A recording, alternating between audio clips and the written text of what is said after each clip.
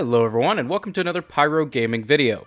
The Curse of Osiris drops on December 5th, and seeing as how it is Destiny 2's first major DLC update, a lot of people are pretty excited, because let's be honest, Destiny 2 is a little stale. So if you're still playing Destiny 2, or if you're just waiting until Curse of Osiris drops to start playing again, either way, you can start preparing for that DLC right now in the game. And that's what we're going to talk about here. We're going to start with Glimmer. Now, it should go without saying that you want as much Glimmer stored up as possible on your character before any DLC drops, because we don't know what kind of changes are coming to Glimmer, we don't know what kind of changes are coming to the economy, if there's going to be some new items offered for sale for Glimmer, and if you don't have any, then you can't buy them right away. So it's just always a good rule of thumb to have as much Glimmer as possible prior to a DLC dropping. Now, that being said, honestly guys, I would not spend any Glimmer right now on infusing gear or buying mods from the gunsmith, anything like that, because the game is about to change. There's no point in you spending 5,000 Glimmer for a mod just to get your helmet to 305 when in 3 weeks, 305 is not going to be the highest light level anymore. Just wait, be patient, save your Glimmer, and let's see what happens in Curse of Osiris. Same goes for Legendary Shards. Now granted, Legendary Shards don't have much of a use right now, aside from being used to infuse gear and go buy garbage from Zerb, because that's all that tentacle-faced bastard seems to sell.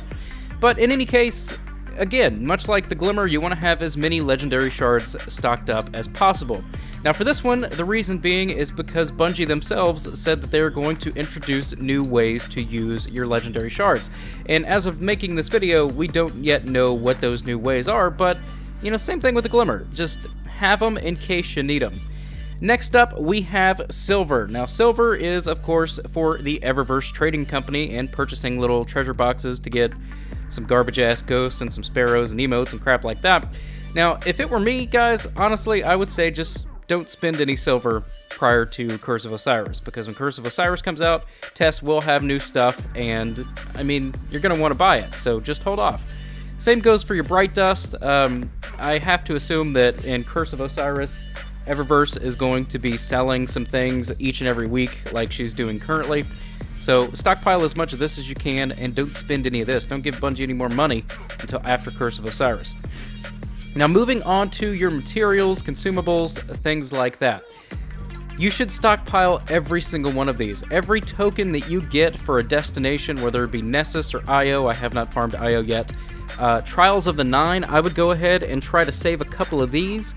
I would go ahead and start saving all of the, I don't know, whatever you call these things, the destination things for each destination. Start stockpiling up on those. The only ones that I would say you don't need to waste your time stockpiling are the faction tokens for Dead Orbit, New Monarchy, and Future War Cult, and the reason being is because prior to the current faction rally, all of these got reset, so I wouldn't waste your time stockpiling these, because they'll probably get reset again in Season 2, which is Curse of Osiris. But Crucible tokens and Destination tokens, I mean, just even the Vanguard Research tokens over at Ikora and your Vanguard tokens for Zavala, go ahead and start saving all those, man, and save your gunsmith materials too.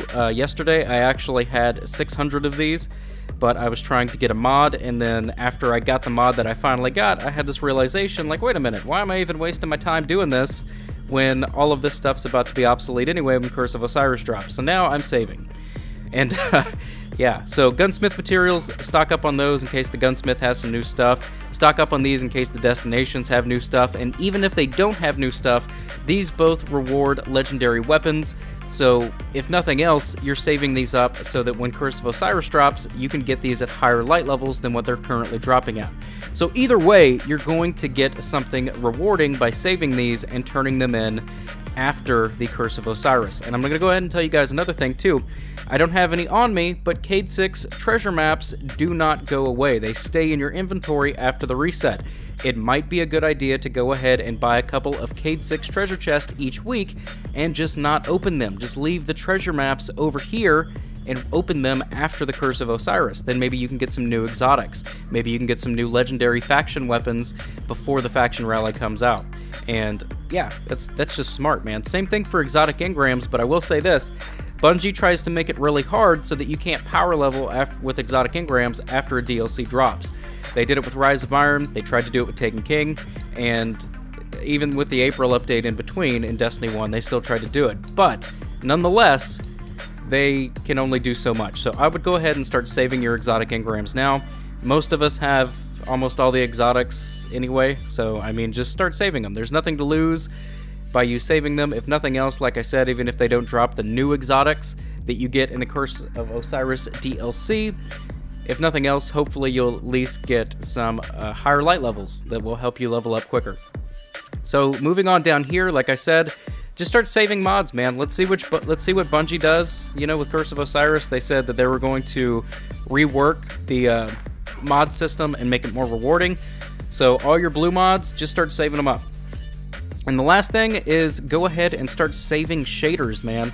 Don't dismantle shaders. The reason being is because this is a great way for you to stockpile Bright Dust and Glimmer. And I will give you an example. If I throw away a Future War Cult shader, you can see I got some Glimmer there. If I throw away one of the Eververse shaders, if I can find one, I will get some Bright Dust from it. So you don't get a lot, but it's still a nice way to stockpile the, stockpile Glimmer, stockpile Bright Dust. I mean, just hang on to them until after Curse of Osiris. Who knows? Maybe we will have an entirely new shader system. Maybe you'll be able to go and trade shaders for something else. We have no idea. We have no idea right now because Bungie likes to be all secretive, but Bungie will be doing 3 consecutive live streams on Twitch, starting this Wednesday, then next Wednesday, then the Wednesday after that, and then the week after that, we actually get Curse of Osiris. So if you start stockpiling now, you should have each destination as your weekly flashpoint, meaning you will get the destination tokens for each flashpoint. That's a really good way to farm them, and then we will know what's going on, and I can make an addendum to this video if needed, but that is going to bring this video to an end. Start stockpiling, guys. Drop a comment in the box below. Let me know what you're doing to prepare for Curse of Osiris, and I will talk to you guys in the next video. If you enjoyed this video, click like. If you're new to the channel, click subscribe, and if you're already subscribed, I fucking love you. Thank you guys so much for watching, and take care.